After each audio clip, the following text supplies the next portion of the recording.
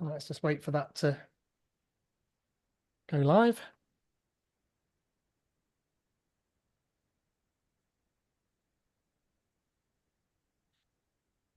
And that should be live. So thanks very much, everyone, for coming along to tonight's Knots IoT.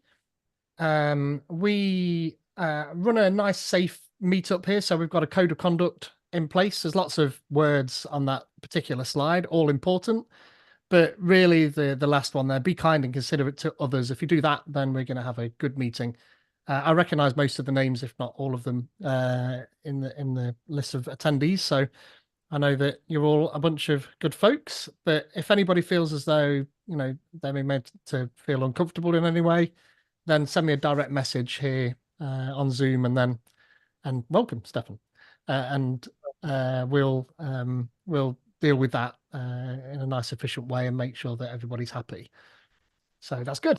Tonight we have got just two sponsors. So JetBrains are sponsoring us as they do every month, JetBrains license, and my company is doing all the hosting and organization, PJG Creations. So that's my involvement there. As I said, JetBrains, if you don't know what they do, they are a company that make developer tools for developers. So things like Rider and IntelliJ and WebStorm, PHP Storm, ReSharper, all of those cool tools, well worth checking out.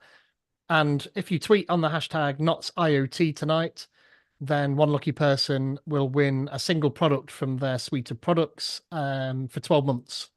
So well worth winning. So there's quite a few different tools for you to choose from, no matter what language you're programming in. So please do that. There's at least 2 MVPs on this call, 3 MVPs, in fact, on this call for sure that I know about. Stefan, are you an MVP now? I forget. I am, yes. 4 MVPs on this call. There's a bunch of MVPs on this call. And what we are is folks that go and either speak in the community like Sander's doing tonight, or organize community events like I'm doing, or contribute to open source, or do blogging or anything like that in the Microsoft space. And the reward being that we get that recognition from Microsoft with a bunch of benefits attached to it, primarily the ability to be able to interact with the product groups over at Microsoft, and then get previews of what's coming through the field of stuff that they're releasing before most of the folks in the public get to see that, and then we get to interact and drive the direction of what it is they're creating. So some big benefits in making sure that you get what you want from Microsoft in that. So if you've got any questions about that, if that's something that's interesting to you, then just chat to any one of the MVPs on this call, and we'd be more than happy to. Pete, you counted Samuel also, eh? Yes, I did 4. So unless there's somebody else, I've missed somebody else in that. But I believe myself, Sander, Stefan, and Samuel are all MVPs. I'm not sure if there's anybody else, and by all means, stick that in the chat and say, "Hey, don't forget me." But yes, so there's that. Tonight we've got Sander van der Velde talking about fancy device toppings on a vanilla MQTT broker. Actually, the longer title for that you'll see on Sander's slides. It's just that Meetup wouldn't let me have many more characters, and I wanted to match the intro slide to the Meetup so that we knew where we're at. But there's a Monty Python joke in there, I'm sure.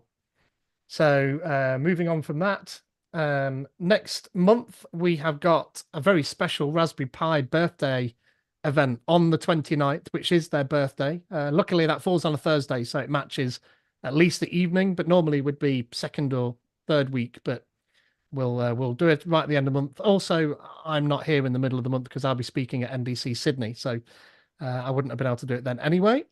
But essentially, look, if you've got any, and this is in person only, by the way, so apologies. We'll document bits of it. I may record bits if folks, speak about their cool stuff. But if you've got some cool stuff and you're local, then by all means bring it along, and you can either just show people, put it on a desk and just show it, or if you like, you can get up and talk about it in front of folks. It's perfectly fine. It'll be really informal. We've got BGSS hosting us over there on King Street in Nottingham, so we'll have a place to go. Yet to sort out any sponsorship for drinks and food. So there'll be something, I'm just not quite sure yet who or what is going to sponsor our food, but don't worry, there will be something. Even if I have to buy it myself, there will be something. And Raspberry Pi are very kindly sending us a free Raspberry Pi for us to give away at the event. So again, sorry, in person only. Flights are available to the nearest airport. But one lucky person on the evening will get a Raspberry Pi, and hopefully will have it with me, and you'll be able to literally take it home with you. So well worth registering for that. The meetup is up now on Meetup, so go ahead and register for that and come along. And please do bring your cool stuff, anything Raspberry Pi related. Just bring it along, and even if it's a silly robot or if it's just a Pico on a board, then we'll be interested to see it. It's just a celebration of Pi that night. So yeah, that would have been good, Nikos. Apologies. We'll have to do like a world tour, hey, and do all of this places where other people are as well. So we've got quite a few folks from abroad. But yeah, that's that part. So moving on. At the end of this month, we've got lightning talks over at the same place at BGSS on King Street. So again, this is actually hybrid rather than in person, like we normally run these events. So if you've got a small topic, 5-10 minutes that you want to talk about on any technical subject, actually. So normally it would be .NET or Azure or Microsoft related, but this can be anything. So this can be, how to tune your CV to get a job, or how you made a electronic bar. Jason Alexander, I'm looking at you here. Anything like that at all that you want to just have a quick talk about. 2 or 3 slides would be enough. Please do get involved with that. If you go to that bit.ly down there, that'll take you to the meetup, and there's a form to fill out for that. It just helps us plan the evening. So if you do want to come along and talk about that, then you can do it remotely, absolutely fine, or you can do it in person, and we'll accommodate both of those for the evening. Again, really informal. We're a nice group of people. So, if this is your first time ever speaking, this is a really good place to do it, because you'll get lots of love and, positive feedback and constructive criticism that is based on actual fact rather than naivety. So it's, a really good place for you to come. And also on that note, Rebel are our new sponsors for .NET Knots. Cordius were our sponsors previously. Thank you to them for all the years they sponsored. But they've decided that they've changed our priorities, and so we've moved across to Rebel because they wanted to sponsor anyway. So works out well in all of those ways. So that's exciting for that. And then that's it. So that's it. Me finished rumbling on for 8 minutes. I will let Sander do the interesting part of the evening. While we are switching over to Sander's share, if you just keep yourselves on mute, by all means do keep your camera on if you're able to keep it on and comfortable keeping it on. Don't feel like you need to, but it's better for Sander because he knows that there's folks there watching, and it just gives them a little bit of a better feedback. But again, not something you need to do. And then as far as questions, just stick them in the chat, and I will read them out at a convenient time during Sander's talk, and he can answer, and you can come off mute at that point as well, potentially as well. So, and at the end, Q&A. Other than that, enjoy. Hey, Pete. Well, thank you, and thank you all for having me. This is the actual a little bit longer title that I had in mind. Fancy some secure device toppings on your cloud-enabled vanilla MQTT broker. When I tried this out, I think, well, maybe take that great Monty Python sketch with Fancy and Mint. But, well, my title is a little bit longer.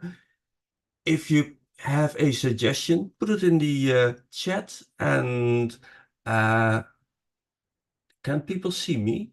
I see something with a black screen. Yeah, this is... There you go. I've spotlighted you so that, because I think you're sharing from one laptop and speaking from another, and it could confuse it. So you're now spotlighted. Everyone will see you. Very good, very good. Yeah, now we know. So, if somebody has a ID for a much more convenient title with the same value with the same meaning, put it in the comments. And so let's go.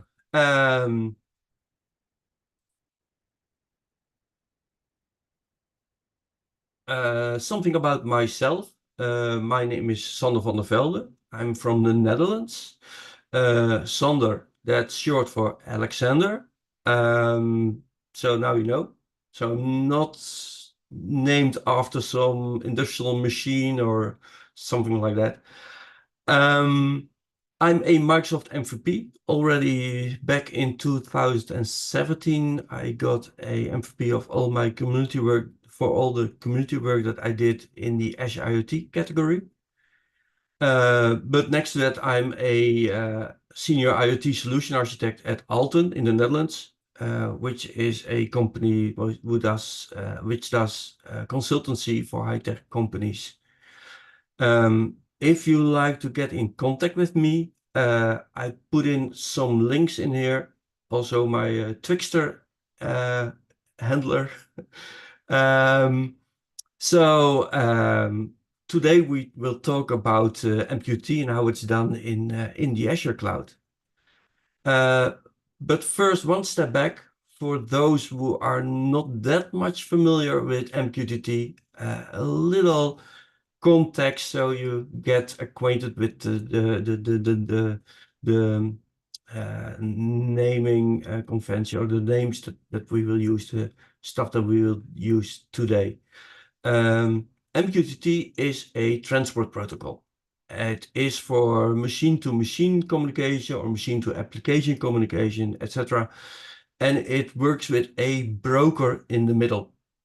So clients, those are the machines or applications, those are either subscribing to messages that they can get, or they can publish messages to the broker, which then can be picked up by other clients.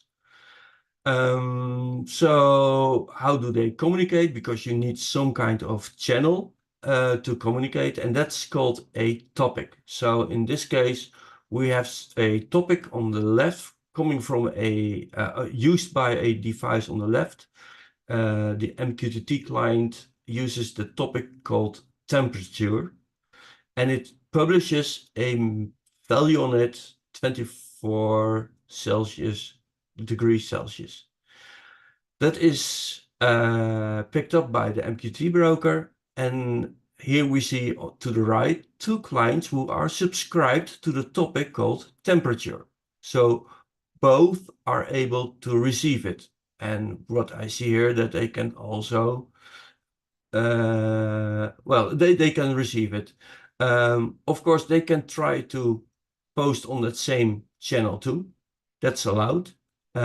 So if you are, then you can get messages from multiple clients over the same topic. A topic is what we will do today. So that's MQTT, and this is something that we will see later on in the presentation. But first, we take one step back about what does Microsoft offer for IoT solutions in the past years.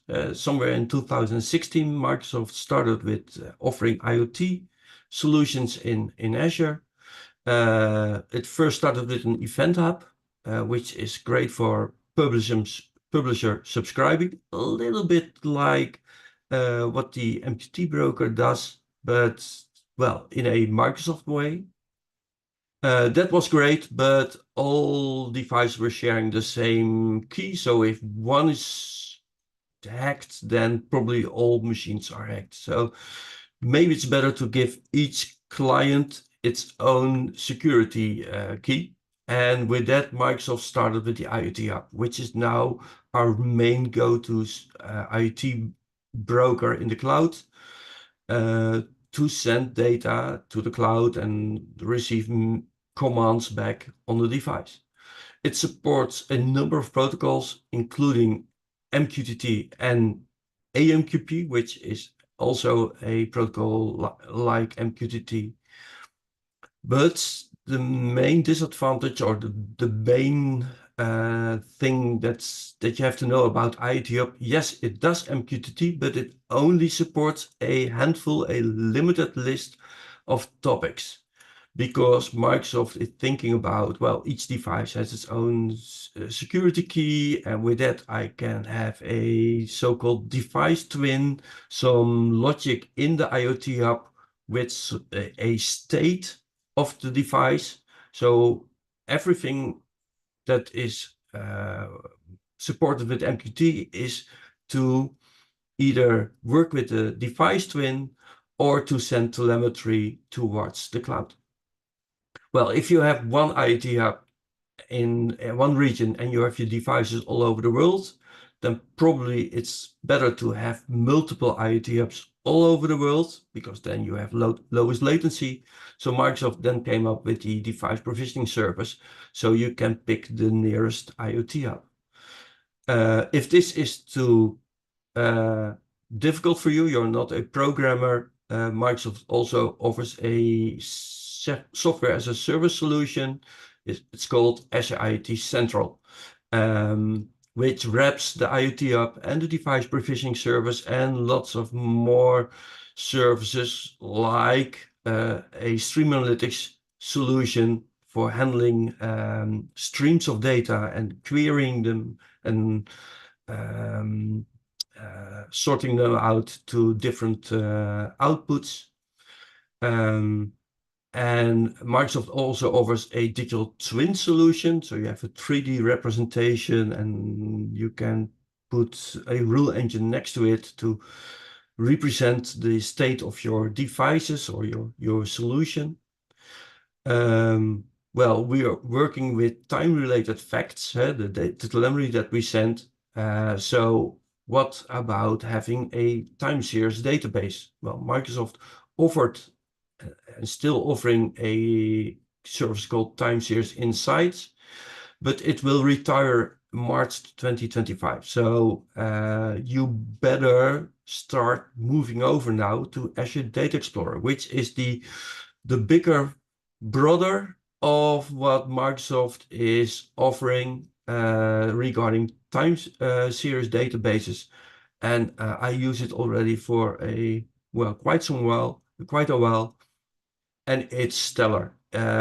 Yes, you will lose the easy peasy visual representation, the website, which to do some querying into the time series insights data, which is offered by Time Series Insight. But Azure Data Explorer is so much more powerful. I can really recommend it. But okay, that's what it's the current status. We have all these solutions, and of course we want to do MQTT communication. Well, as I said already, Microsoft was offering MQTT. It is offering MQTT, but not bare MQTT support, because you have to work with that device twin. So you can send desired properties to a device, the desired state, and that is picked up over MQTT by the device because it's listening on some topics. And the same goes for reporting the current state from a device to the cloud in the reported properties. Of course, you can send messages directly to the cloud, and you can even do something like a method where you send a message to a device, it's picked up, and if it's not reporting back in time, you get a timeout or you get the answer back. That is all done with topics. Well, it's not the temperature topic that you've seen in the MQTT example. These are a little bit more elaborate, but this is actually the number of topics that you get. So if you have a device which is doing MQTT, like this device, it is offering MQTT. Let me put it for the camera, but it's really working on a generic level with MQTT. It will not communicate with the IoT Hub. And Microsoft really tried to do something with MQTT5 in this case. They say it's there and there's some support. It's in preview mode officially, and there are some limitations. But in the end, if you look into the documentation, you will say, well, actually move over to MQTT support in Azure Event Grid. And that's the topic for today. So this is the past. Now we fast forward to the current year, that's 2024. And in 2024, we will see that we get something, well, I call it Azure IoT 2.0. It's not an official Microsoft term, but it feels like we get a new world, a extended world regarding IoT on Azure. First, we have Azure IoT Operations, which is a edge solution. So let's call it Azure IoT Edge 2.0. It's on Arc. It's using Arc and Kubernetes, and it offers failover and whatever. It's great. Next to that, we have the new Microsoft Fabric, which is a portal to do work with data. So with the ease that you see with working with Power BI, which is also a web portal, and you can do make charts and reports. With that same ease, you can work with data. And it even has a real-time analytics portion with ingesting data, having a data activator running, and it reacts on alerts, or it can send alerts because it reacts on the telemetry that's coming in. And with Power BI, you can do the reporting, and there's a time series database in there.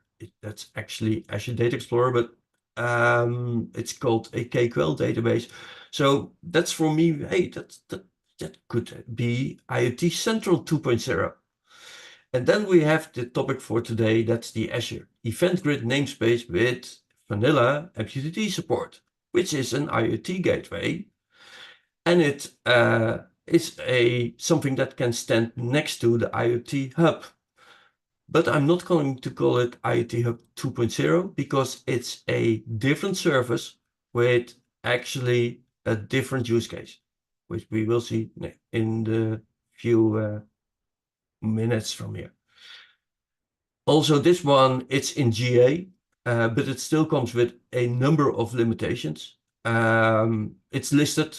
I'm not sure if this list has become shorter or larger over the days, but it's there, and it's something you have to look at. But if you want to do vanilla MQT, you can. So how does that work with the Event Grid namespace? Well, what is the Event Grid namespace? Maybe that's a better question, because that's a service, a resource in Azure, and it offers MQTT support. But not only that, because yes, it offers MQTT support, and it's a little bit like the picture that we've seen before. We have clients and which are devices, and we have clients which are applications, and we can publish and subscribe over topics with the Azure Event Grid. But if it's not for today, but you have to understand that this Event Grid namespace can do more. It can also offer push and pull delivery over data distribution. So it can do more, but we have to activate the MQTT broker, and at that moment, that will be the main focus and the main target for this Event Grid for you to use. Well, we are talking about topics, and most of the time that will be those channels, those communication channels in MQTT. But for some reason, somebody has thought about, well, let's reuse that. So there's also a service called Event Grid topic. And there's actually also an Event Grid system topic service resource in Azure. And then finally, there's also an Event Grid namespace topic. Just to make it more complicated, if you are not feeling confident about which one I mention, please interrupt me and I will try to rephrase my words. So that's about the topics. Then with topics, we have seen the temperature and the ones that Microsoft offers with the IoT Hub. How is that working? Because you have to learn something about wildcards. For example, we sent a message over a topic. The message will be 37.1, and we sent it over a topic called device/device1/telemetry/temperature. This is a valid topic.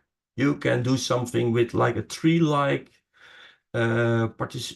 partitioning of building up your topic, but this is one topic and it has those different parts with forward slashes in there. Well, now I sent a decimal, but you can also send a JSON message if you want to. Actually, you can send a byte array. So feel free to send messages, whatever you want. So that could be something like device/device1/values, and which is great if you want to bring them together at the same moment in time. It's a 1 and a false together. So there's these are measured together. If you're working with separate topics, then maybe you have some timing issues, because one is coming here and then a millisecond later the other one is read. That's something you have to figure out. But we can also do something like, well, we that's for subscribing, because until we were talking about publishing, if we can subscribe to a hashtag, which is essentially something, well, everything what comes after this, just send it, receive it. I want to have it. So both messages which we've seen above will be arriving. Where the second one, device/device1/telemetry/hashtag, that one only will receive the temperature one, or slash humidity, or slash pressure. But we can also work with a plus sign. The hashtag, that's the wildcard, but there's a second wildcard, that's the plus sign. And that's where you can leave out one portion between two forward slashes, and that can be replaced. So if device1 sends something over device/device1/values, and another one over device/device2/values, both will be received by a device if it listens to device plus values. So those are all valid topics that you see here. So that's something you have to figure out. So this could be a little bit messy. So you have to get your administration right to know which device are sending which messages, etc., etc. But with this, we get a lot of flexibility, because it's when we're publishing and we are subscribing. But we can do, for example, command and control. So we send a message from the left, from, in this case, a cloud application, over a command/device1/request. And we hope that device1 will receive it with, because it's listening to that topic. And it's sending back a topic over the command/device1/response. And we probably get a message from that device1 on command d1/response if we are listening to it with the cloud application. So that's, you need, as you can see, you need two topics for sending back and getting a response. You can also do something with broadcasting, because if you send a message, all the devices who are registering for that topic, they are they are subscribed, they will get a copy of that message. And you can also do something, and that's what we see at the last part of this presentation, that we have multiple devices all sending a message, and we can actually send them towards a cloud service like an Event Hub, and from there you can pick it up with Stream Analytics or Azure Data Explorer or with Power BI or Logic Apps, whatever. You can do whatever you want. And so that's something that we see. We can do device-to-device communication directly with an Event Hub. That's not something that the IoT Hub offers. So if you have this, how do you register that in the Azure Event Grid? Well, first of all, because you have a number of clients, and clients have to be registered, and they have their own security. So you can register a number of clients, and you can group them. You can make groups of clients based on parameters or tags, attributes. And in this case, you see that there's even one which is in 2 groups. Then there are topics. There are lots of topics that you think about, and you can make groups of topics. It's called a topic space. Why do you need a group of topics? Because in the end, you are going to register permissions. And a permission or a permission binding is a combination of a client group, a topic space, and a permission. So you can say this group of devices, like client group X, it can it has public permission, so it can send messages over topic space Y. Actually, that same client group X has also permissions to get in contact with topic space, to use space Z, but that's a subscriber permission. So that's a bit of administration that we have to do. So keep that in mind. There are client groups, topic spaces, and permissions. And if you have this running and you have set this up, then your devices will start communicating.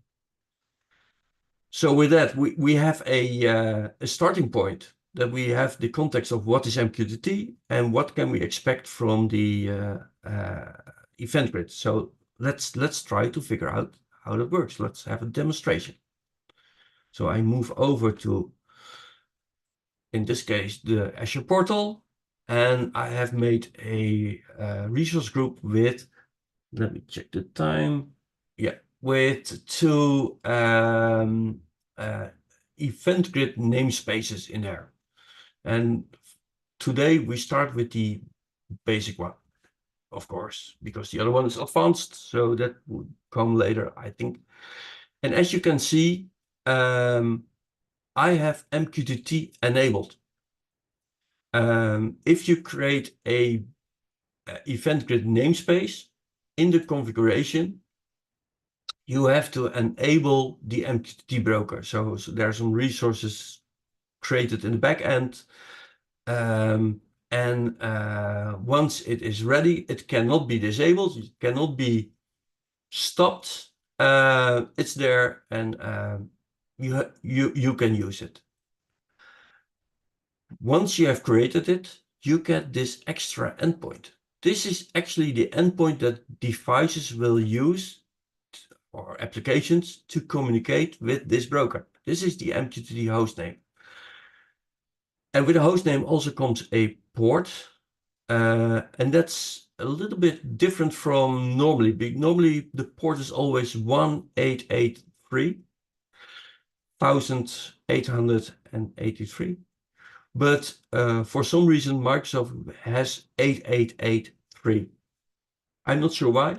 And it's hard to get it. I was expecting to see it here, but not shown. So you have to, it's in the documentation, of course, but you have to know that. Well, we have a broker set up. It's running. It's enabled. It can even be available over multiple availability zones, which is great. And then we have to have clients. And I created a number of clients already up front. And let's check out client one. Client one is a client, and it has a certain, when I created it, a certain authentication name. And how will it present itself? How will I check this device if it's the real device? Because I do a thumbprint match on this certificate, because at this moment we can only authenticate devices using a certificate. MQTT offers a name password combination, but that's not offered at this moment by the IoT Grid, as I call it more popularly. There are other ways, but we'll look at them later on. It's always nice to know that we can add attributes. It's like tagging. In this case, I can say this is a client, which is a MQTT X client, which is an application. And if we go to this one, we will see that it's a Node-RED client. So we have a number of clients in here. Clients can be grouped, but I was a bit lazy in this. This is the basic example. So I have by default one group, and it's called $all. So that's all devices. Then we have a topic space. And I said, okay, I'm interested in all messages. So so there's only one topic in here, and that's message/hashtag. So message/ and whatever comes after it will be made available using this topic space. And the last thing we need is a permission binding. So I have set up two permission bindings, one for publishing and one for subscribing, both for the same client group, all clients, all applications, all devices in here. And they can use for publishing and subscribing that same all messages. So that means that I have an open channel with all clients working together. So let's try that. And for that, I move. One more thing. We had clients. Clients need a certificate, a device level certificate, which is a leaf certificate. If you are thinking in certificates with root and intermediate certificates, in the end, you have a leaf certificate. And I created them using the some tooling, and in this case, I can ask for the this is client 3. I can ask for the fingerprint, and this is the fingerprint for this certificate. By the way, you see that there are two. Well, this is a asymmetric security, so there's a private key and there's a public key. So that's the key and the PEM file. So with that, that's something that I had to create.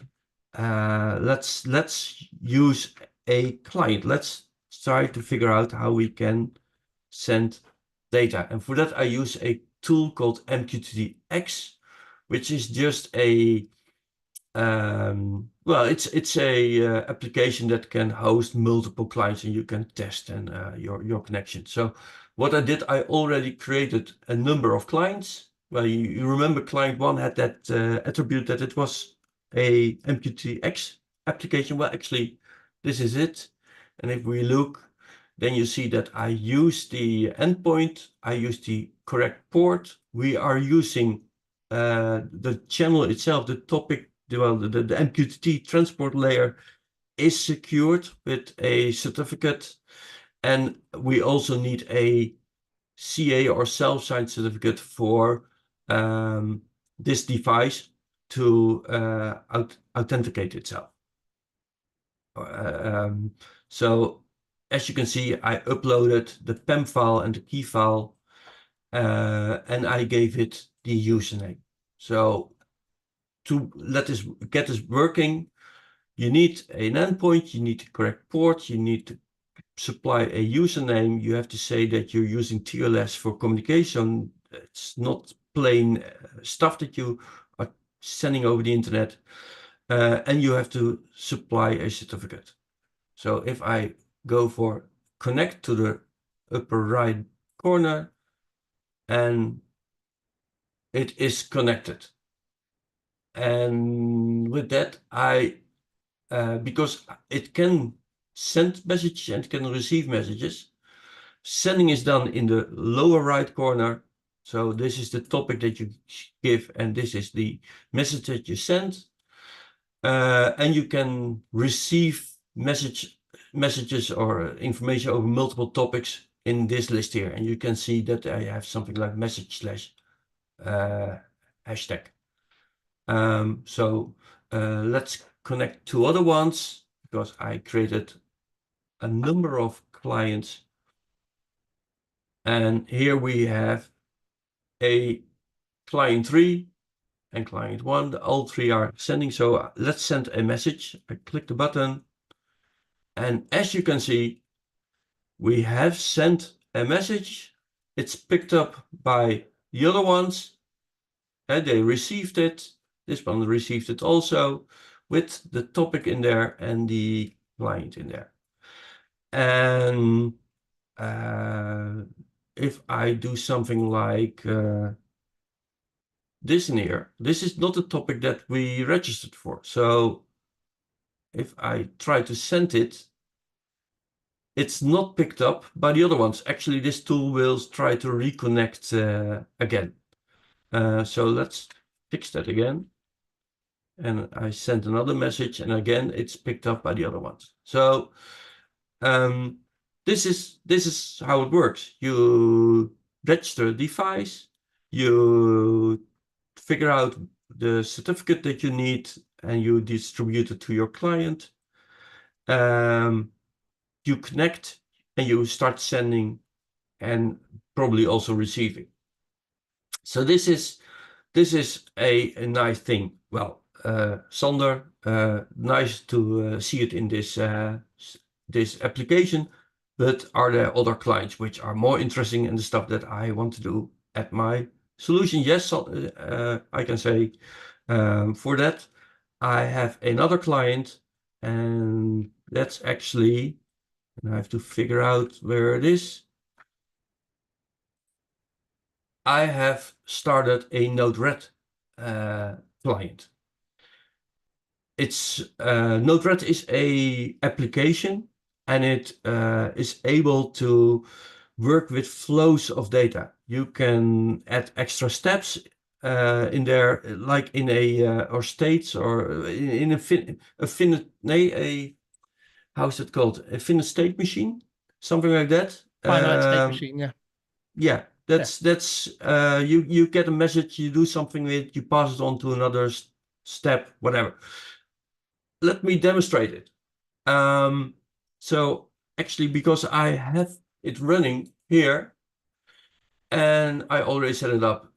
Here you see all the steps that are available, and there are many, many more that you can use. This is your flow, and you can say, okay, I have a message coming from this step, and it's passed on to this one. In this case, I'm able to send by hand, by pressing this button, a message. It will be picked up by the client, and the client understands it's an MQTT client. It will try to send the message to the cloud. And the other one is a MQTT client, which is listening. And if something comes along, it is sent to this debug logging step. It's called a node. And for example, I could have used something like a JavaScript function and do something with it and transform it and whatever, and then go for a switch statement, whatever. We're not going to use that today. Keep in mind, there are two nodes in there, but actually I'm using one registration. That's our MQTT broker. And I have one client. So if I go in here and I go to here, And then you will see that I'm using the same server, the same port. I have set up TLS. I have set the client name, and with TLS, that also means that I actually uploaded to this solution a PEM and a key file. Looks familiar, I think. So if I hit this, well, actually, I can look at the traces. Well, it was running already. So you see that the two messages I have sent from client one are already there, because that's what the debug one was listening to. And if I hit a button, it will send it and receive it itself. But if I go to here, you see that those two are receiving it also. So this is working as expected. And this one received it also, but it's already shown. So if you click on here, those are received. So, well, what can you do with Node-RED? Because that's great, but many devices like this one, and I switch over to another camera where my head was, you can see this industrial PLC from Weidmuller. It's a industrial PLC, and it actually runs Node-RED. So all the stuff that is happening here with the inputs and the outputs, analog, digital stuff, that is made available to the Node-RED stuff. And another device that I have is this industrial 4G router. It's making a Wi-Fi connection locally in the local network, also with a cabled network, and it has these two big ears for the 4G connection. This one can also run Node-RED, and you can work with it. So you can add logic on your local network with Node-RED. So Node-RED is not only for playing around with domotics and on the Raspberry Pi, it's actually used by commercial hardware providers. Well, okay, I'm still not convinced, because this is looking nice, but this is not something I do normally, maybe you say, because you're maybe more of a programmer and you want to see actual code. Well, Microsoft provides a, let me try to figure out where it is. They provide a MQTT application sample repo on GitHub. In there, you will find source code and examples for multiple types of MQTT clients in multiple programming languages like C, well, .NET, C#, Go, Python. But keep in mind, we're doing plain MQTT. So probably you already have a MQTT broker somewhere in your favorite programming language. You could use it. But working with certificates is quite complicated. So Microsoft came up with this library. It could have been a NuGet package, I think. If we look at the .NET one, we see that there are lots of extensions made available to make our life a little bit easier.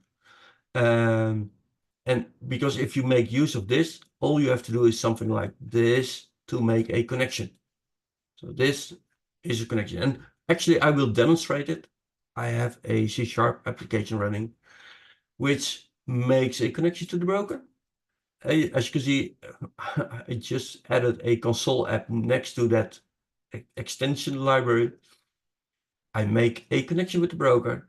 I listen to incoming messages because I register to one or more topics. So that's done here.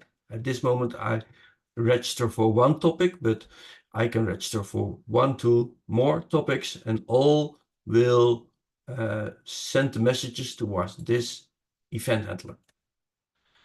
And I can also loop in this application and try to send messages where I fill in something by hand with the console read line. So let me check that and try to figure out if it works. Oh, it's opening on the other machine. Oh, here it is. Here here it is, it should have said connected is true. That's annoying. Let's see what it's doing. Well, actually, it seems to work. I'm not sure why it said connected is false. Let me check it here. Yeah, we see that we get a from C# client, blah, blah, blah. That's the stuff that I sent over message/client 5. And as you can see, I can also receive messages. So if I am client 1 and I try to send a message, then we see that a message is sent probably by a client called client 1. I say probably client 1 because this is all we get, a topic and a body. But who's sending it? I'm not sure. Everybody who can make this topic and this body could have been client 1. Because if I go back and I say, well, I'm client 3, here it is, client 3, and I push that button. Yeah, it's received. So that's annoying because that's spoofing. We don't want to have this. Is there a solution to that? Well, we will look at it later on. But for now, what we've seen is that we have a event grid creation, and we have seen that we can do something with the X509 creation, where at the bottom we see the fingerprint, and that's great for the thumbprint, but there's also the other stuff which we'll see later on. So we've seen that we can use MQTT, Node-RED, C# or any MQTT broker will work. And we can do device-to-device communication, and we can do wildcards. But how about that spoofing? Because if I send a message over a topic called device/device1/telemetry, I want to be sure that it's actually sent by this device called device1. Hey, I've given it a certain name, so why not? Why is it possible that I can send a message over another topic? Well, that is because we don't use a placeholder. If we should have used a placeholder like $client name, then the broker will test when the message is coming in if the actual client who is sending this, because it has a live connection, it's connected at this moment and it can be checked, and it will drop the message when it's not the same. So let's have a more advanced IoT Grid demo. So I go back to the IoT Hub and the portal, and there's the other IoT Grid that I have there. I use it IoT Grid because the Event Grid namespace MQTT support is a little bit long, and we have the IoT Hub, which is based on event hubs. Well, this is based on Event Grid, so let's call it IoT Grid. So maybe it will stick. I'm not sure, but that's great. So first of all, we want to make use of the clients, where we have clients with more security. Let's do that. So I created again a number of clients, and one of them is not using that the thumbprint. It's using the submessage authentication name. And I added a number of attributes which make sense, like if a device is listening, or if a device is both a listener and a subscriber, or in this case, it is a it's writing instead of listening. So I can make groups of devices. How do I do that? Well, I created 2 groups. Listeners are those devices with an attribute called action, which is listener or both, and a writer is a writer or both. So now suddenly I have two groups of devices. And I also created two different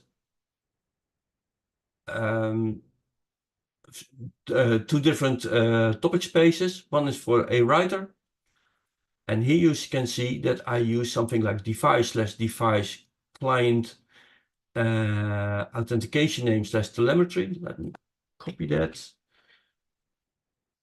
And the listeners are checking out for a topic which has a plus sign in there. Whatever comes in there, they are interested in it. So with that, we have our permission bindings. Listeners must use the telemetry listener topic space. And as a subscriber, because they are listening, they're subscribing for incoming messages, and writers can publish over the writer topic space. So we have more security, and we have a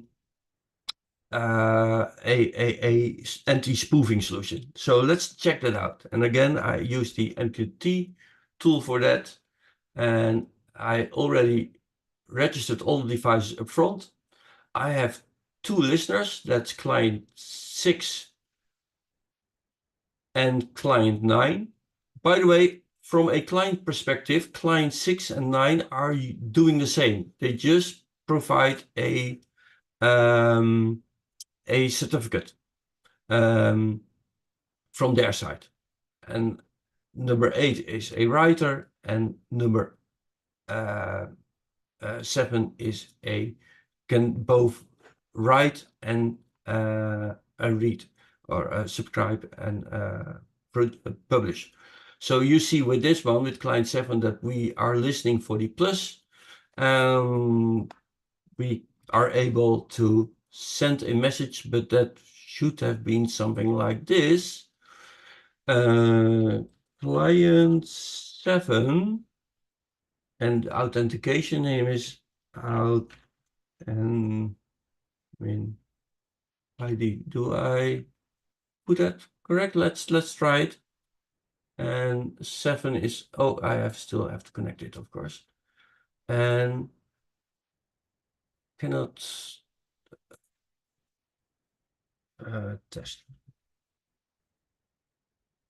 Yeah, it is sent. As you can see, I've sent a message like this, and it's received by itself and by the two listeners, but the writer has not received it. So let's do writer 8. Let's try to send the same message with client 7 in there.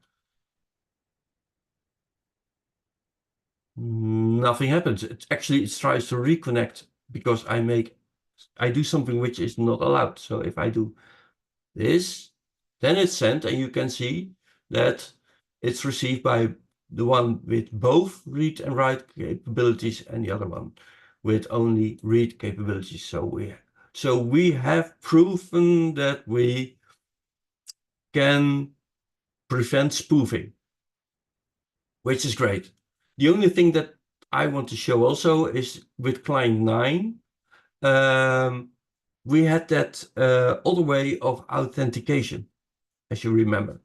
Go back to the client. There we have said that it has the subject in the certificate that we offer has to match the authentication name. Well, that means that we have to look into the certificate, and for that, and we have to prove that it's the right certificate. For that, we have to register the intermediate certificate, as it is documented above. So I had to upload this certificate. I'm not sure if I've not tested yet. There is a folder, because I use the step application, step CLI application, to generate all the root, intermediate, and client certificates. There's a folder where I can put the stuff in.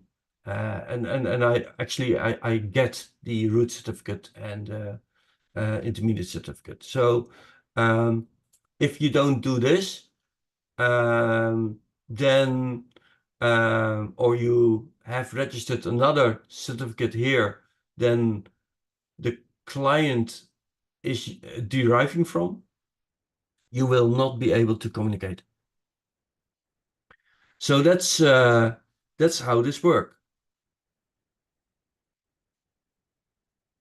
So we have seen that we can do better identity management. We can work with the attributes to split them up in groups. We can use the wildcard and the placeholder combination to prevent spoofing. And we've seen that we can use the certificate chain to force the use of the right certificates, which are all coming from one root certificate or intermediate certificate. So that's great. Well, you've seen you have to do a lot of stuff regarding administration of all the topics.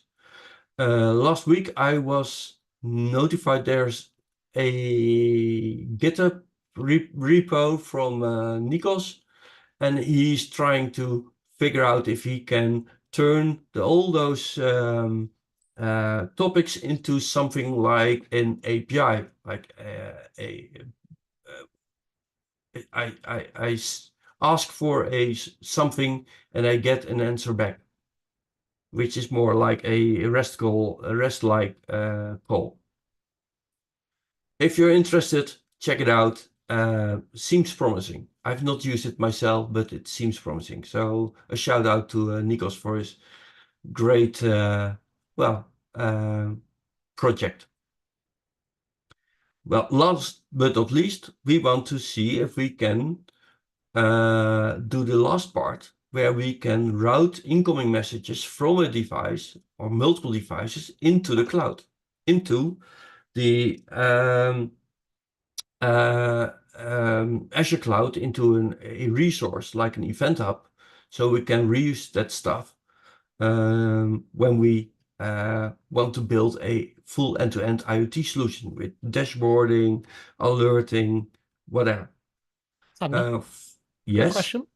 I missed a question there earlier. So Nikos asked, is the plus sign a wildcard for only one value? Or, I don't know, it might be easier to look at the chat to see what is written.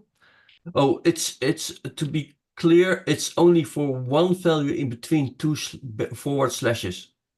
So one part for as far as I know. I'm not sure if you have to use more plus signs. I've never tested that. It's a good question.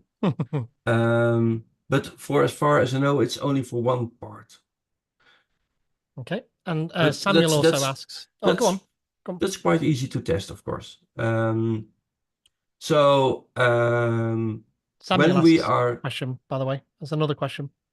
Another question. Yeah, Samuel asked, what's the name of the tool you're using? I think it's been replied to, but I thought I'd just, for the benefit of people watching on YouTube, the MQTTX.app, is that what you were using there? I believe so, yes. Yeah. Can I see this here? If I go to help and yeah, MQTTX. the website. Yeah. Let me show you. This is that's the application website. Perfect. That's cool. And I think Nikos is made up that you mentioned his tool as well. So. Oh, yes. Great. Keep up the good work. Yeah, absolutely. I'll let you carry on now. Okay. So did you make the screenshot, Nikos? You can rewind the YouTube feed. Yeah. So the last part is that we want to send messages to the cloud, because device-to-device communication seems nice, but and actually it's one of the most recalled features or asked for features of the IoT Hub, and essentially it can be done, device-to-device communication with an IoT Hub, but then you need some back-end functionality like an Azure function, which which is listening for messages coming in, which can be identified that it's needed for another device. And then it reroutes it back to the IoT Hub to send it as a cloud message or a direct method, or well, maybe even a design property change. So it can be done, but well, this is plain vanilla MQTT. So why not use this? This is lightning fast and simple to set up. So, but we also want to do communication to the cloud, and that is possible. You can route messages from the Event Grid namespace to a Event Grid namespace topic, or a Event Grid topic. That's called a custom topic in this dialog. There are some rules. First of all, the message that you send must be of the format a cloud event schema version 1.0. It's just the formatting of the message that you have to comply with. And last but not least, but that's a little bit awkward, I have to give I have to add a role assignment. The role assignment is the role Event Grid data sender, and I have to type in my own username, which is a little bit strange. A dependency between two Azure resources based on my own username. That's not really consistent, but I think it's still the GA stuff, or maybe it's so new they have to fix this. But okay, that's something you have to be aware of. It's documented. I just screenshots from the documentation. So let's route messages to the cloud. And for that, I go back to the basic Event Grid namespace, because I already set it up. And as you can see on the MQTT broker, it's the last part that's routing. And I enable routing, and I route the messages towards the Event Grid basic Event Grid topic. And I also enrich the message with the client attribute type. What I believe that's the type of application being used. Don't forget to put it to dynamic instead of static. You can also do static enrichment, but this is a dynamic one. And there's a larger list of values that you can use for dynamic stuff. It's later in the document, in the slide deck. So every incoming message will be sent to this Event Grid topic and being enriched. So let's go to the topic. How does that look like? Well, 20 minutes ago or something, I did a demonstration. So that's the stuff that we see right now. And you see that they are all delivered. The messages here, they are, I've sent 6 messages, all are delivered. Where are they delivered to? Well, let me make the screen a little bit smaller, because I can subscribe, add event subscriptions from certain services in Azure to messages which are incoming here. And in this case, I did a MQTT Event Hub subscription. Let me do 1 hour. That's the stuff that we see. And you see that the message have been arrived at a endpoint. That's in here. And that's the MQTT message. So that's the stuff that we are sending the messages to. Well, I added a listener in here.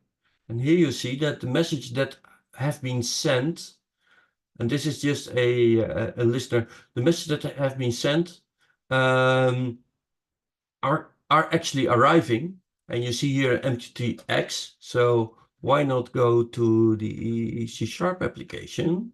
And it's still running, so I have to figure out, this is the one. And I type in hello Event Hub, because that's where they are arriving, and it is sent, and then I go back in here and we see client 5 has sent a message. Okay, it's not directly seen, but because this is base 64 encoded, remember it's a byte array. We know it's just a plain text, but that's not something that can be handled in JSON. So that's why it's base 64 encoded. But more importantly, we see also the device type. It's C#, and this one is defined as MQTT. So this is perfect. What about messages? And let me do it in here. What if I send a message? Message slash blah. You know, there was something like, that's client 1. There's something called message slash and then something. And I sent something like message slash blah.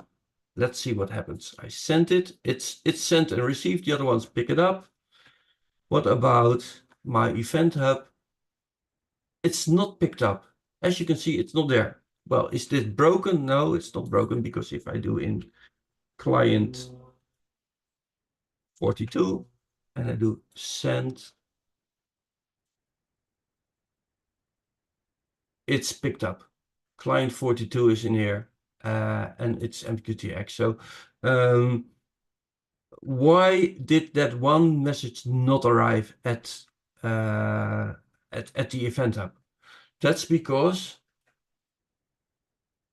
in the subscription, there's a filter available. I can filter a number of ways. I can filter of the type of event, which is mostly of the time the same. So that's not really helping us. We can do some advanced filtering. I'm not going to bother you with that, but it's more of the other spec version and whatever. But I did something like a filter that each topic needs to start with message slash client. Client 1, 2, 3, 4, 5, 42. But I sent a message slash blah. So that's why it didn't arrive. The .gpt is just a placeholder. You can put something in there. So filtering is working, but this could be a challenge to have a good topic, which is also able to filter. And remember that if you have thousands of devices and 99% of all the traffic is supposed for device-to-device communication, and only 1% is for the cloud, this filter will try to filter out 99% of all the incoming messages, because everything will arrive. And if we go out of here, can I refresh it? I was hoping to see it, but there's the unmatched events in here. It will pop up in a second that that one message, the blah, was not accepted. So this is something you have to figure out for yourself, how to work with this. Well, with that, again, we've seen that we can enrich the messages, and there's a number of stuff that you can use. I only use the one with the attributes. And we can filter. We can filter for the type of event type, and we can do the one with the subject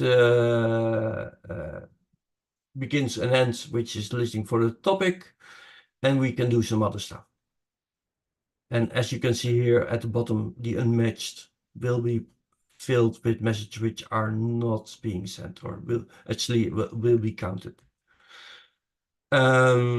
So that's how we do stuff with the cloud. We can also listen. It's really important, I think. That's why I put in this slide.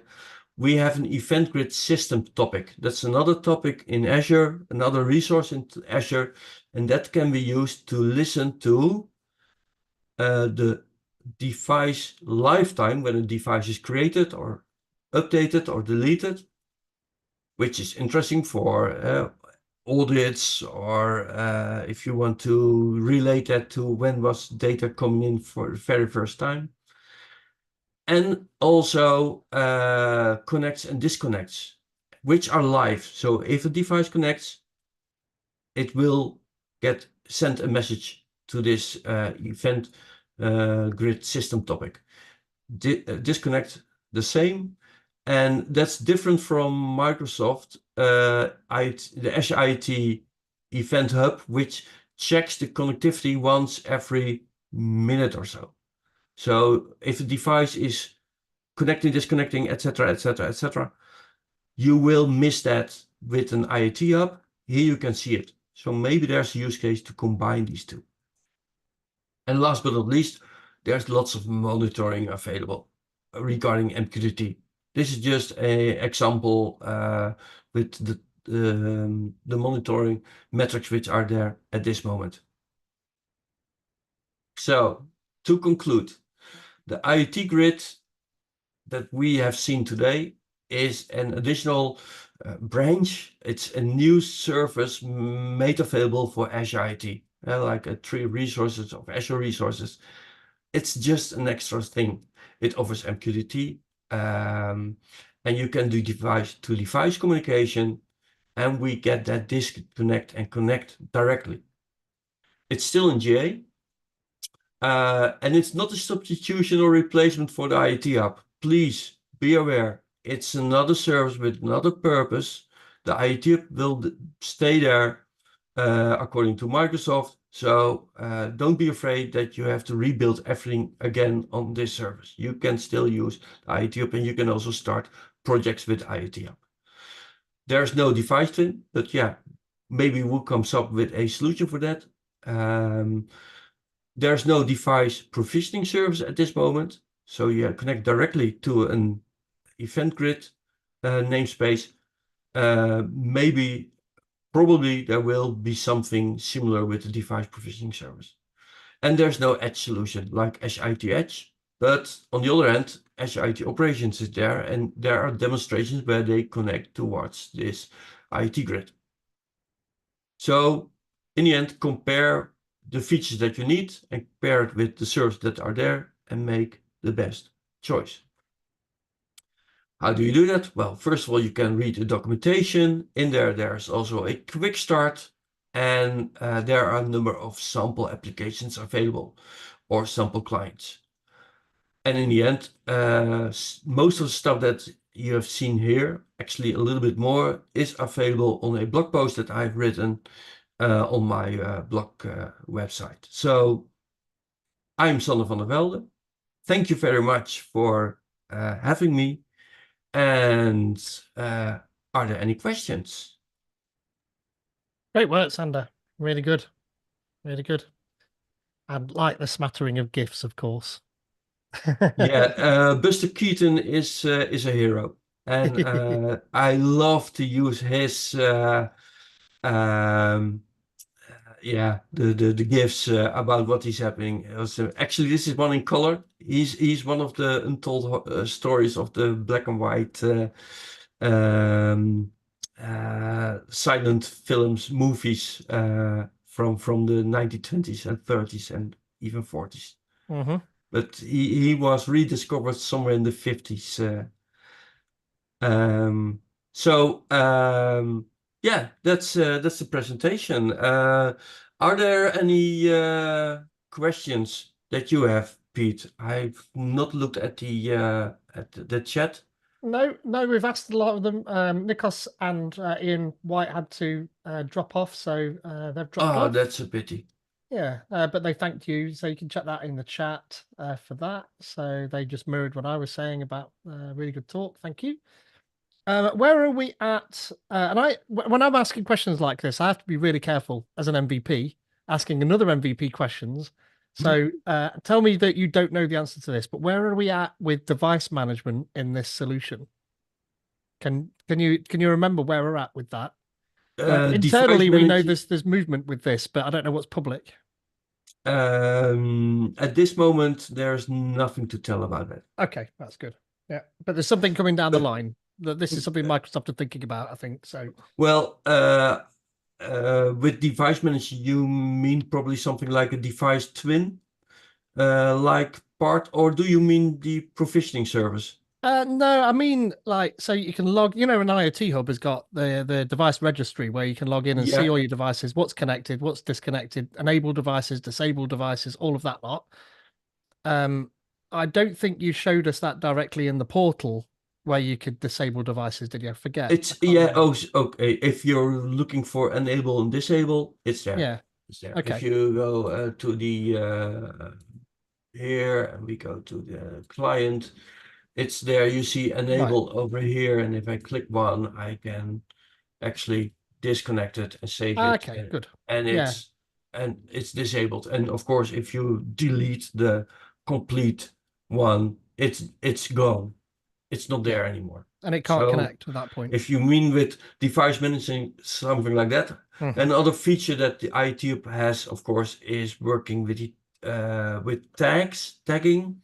Here it's called a attribute, Yeah. which can be used as a dynamic enrichment. So enrichment is also there in the routing. So there are some features which we've seen in the IoT Hub which are also here. Hmm. But keep in mind, this is plain MQTT, what we're doing. Yeah. So Microsoft has added a few Microsoft features, but regarding from a device standpoint, it's the same as we've seen always. And that's certificates that we're using here to connect. Is it that thumbprint is from a certificate, I'm assuming. Correct. Yeah, from the client certificate. Yeah. So let me try to figure out where I have left that screen. No, this is not. Yeah, there's too much in here. Yeah, it's overflow. You may have you may have Here, touched on that and I just missed it yeah, here earlier. it is. Yeah. Yeah. I used that step tooling, the step CLI, because Microsoft also documented that, and it well stick to me. And you can do some nifty things with it if you have multiple projects.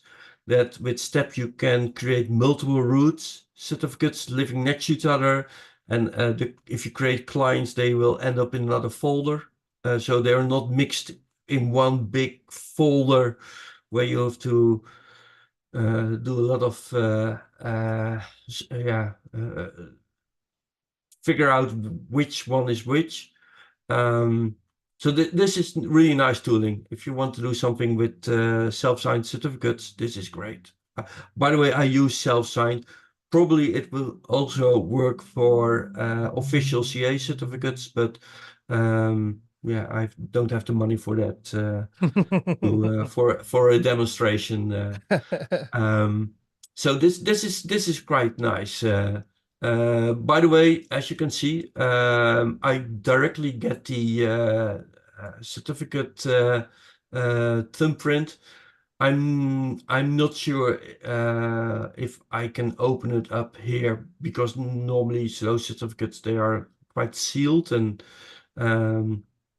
you need maybe a name and password to do something with it. But okay, that's for another time. And this is working out quite well. Um, you just take this thumbprint and you paste it in here, and that can be seen as a name-password combination, the name and the password. So that's nice. And as you can see, this was the basic one. The basic has no CA certificate Ah, uploaded. So okay. you just come with some certificate with some thumbprint and it will work. Yeah, I like it. Has anybody else got any questions? I mean, by all means, come off mute and just shout one at Sander. I'm sure he'll answer. Or type it in the Yes, chat. Okay. I'm closing the door today. When the last one leaves, then I'm gone. So shoot me, I'm here. Well, let's not shoot you. That would be bad. definitely against a code of conduct, that is, to shoot the presenter. In a I know what you meant.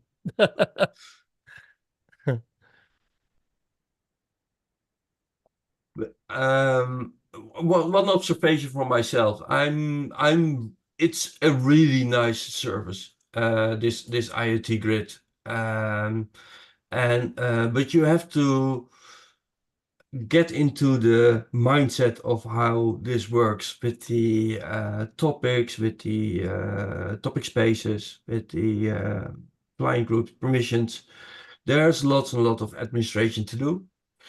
And I'm also interested in that how efficient is the that filtering, because the filtering is not done on the Event Grid namespace, it's done on the Event Grid topic, because that's just not a service living next to it. Here you can see it's one unmatched. The message does /blah, it's there, it's counted. So the filtering is in here, and the documentation is not really clear to me if I have to pay for the messages sent from the Event Grid namespace to the Event Grid topic. I'm not sure. Interesting part is there's also Event Grid namespace topic, and that's this one. As you can see, next to the MQTT broker stuff, and here's the routing, where I have the other resource. There's a topic in here, and I can add a topic here, but I didn't get it to work. So maybe if you use this one, you don't have to pay for the communication if you have to pay it for the other one. So that's something that I'm still trying to figure out. I'm not quite seeing it in the billing. You have to send millions of messages before you see a change in the price of this service. So that's something that I've not done yet. So that's something to explore. And yeah, for the rest, as I said, the 8883 port. If somebody knows where it is in the portal, I looked at the properties. I think, well, if there's one place to put it, it's in the properties, but no, also there it's not. So, another thing, and I made a little mistake about that. If you connect, make sure that you use the MQTT hostname, this one. There's also the HTTP hostname, which is for that push and pull delivery stuff of this Event Grid namespace. We're not using that here for the MQTT part. And there's some monitoring here also, as you can see. So you already get some monitoring in here, and if I get to the metrics, then I can see quite an elaborate list of MQTT related metrics available. Let's go over the last 1 hour. 1 hour.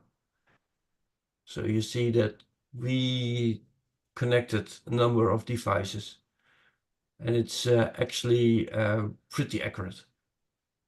So that's it's a nice service, and I think there are lots of use cases, and I'm actually at this moment trying to figure out which device does MQTT and can I get it connected. For example, I had this device, which is an Advantech Wise I/O module. It's great for analog signals in a factory to be sent over Modbus to other devices in the factory. But Modbus is not a protocol that you will see on the internet because there's no security.